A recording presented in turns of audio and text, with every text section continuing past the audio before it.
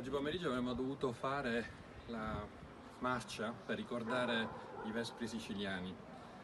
Oggi è il 29 marzo, la commemorazione sarebbe domani. Per domani avevamo pensato un bellissimo convegno con altri rappresentanti di nazioni senza Stato. Sarebbero venuti dalla Corsica, dalla Sardegna, dalla Catalogna. Non è possibile ed è anche più prudente fare così per fermare il contagio di questo nemico invisibile. Però forse tutto questo è provvidenziale, forse da casa noi possiamo fare un nuovo Vespro siciliano, perché stanno cadendo le maschere di tanti nemici di Bruxelles, nemici di Roma, che non vogliono lo sviluppo della Sicilia, e anche traditori interni, traditori che vengono dalla nostra amata Sicilia.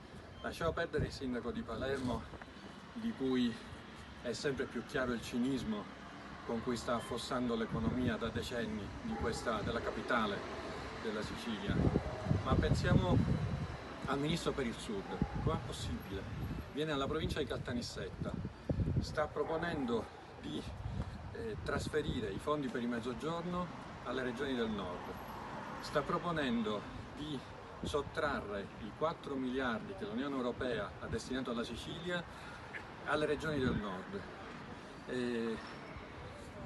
E poi abbiamo un altro traditore alla Sicilia, il sottosegretario all'economia della provincia di Messina, che sta osteggiando il progetto Carta Moneta Sicilia, che è un progetto concreto, concretissimo, di applicazione dell'articolo 41 dello Statuto siciliano, elaborato dal professore Massimo Costa con degli illustri collaboratori come Biagio Bossone, che il Movimento Siciliani Liberi ha inviato alla presidenza della regione siciliana, ma ancora non abbiamo avuto risposta. Sarebbe una maniera concreta di introdurre nel sistema siciliano 12 miliardi di euro per sostenere le famiglie e sostenere le imprese. E questa è una cosa che veramente darebbe uno shock finanziario, non quei 100 milioni che ha previsto il presidente della regione siciliana. Sono un'elemosina, tra l'altro fasulla, perché intanto è niente, sono briciole per le famiglie disagiate, e poi perché vengono sottratti da altri capitoli di spesa importanti.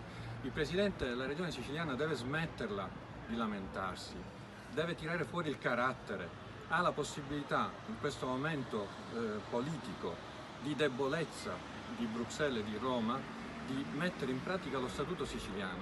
Deve pretendere che si attuino delle misure concrete per aiutare questo popolo. I nostri nemici interni ed esterni vogliono distruggere, è un genocidio, è uno sterminio il popolo siciliano.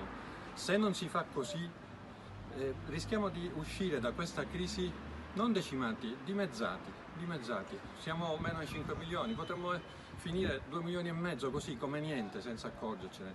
Allora, per favore, che salga un grido da tutte le case dei siciliani per pretendere dal Presidente della Regione che attui la Carta Moneta Siciliana. Grazie.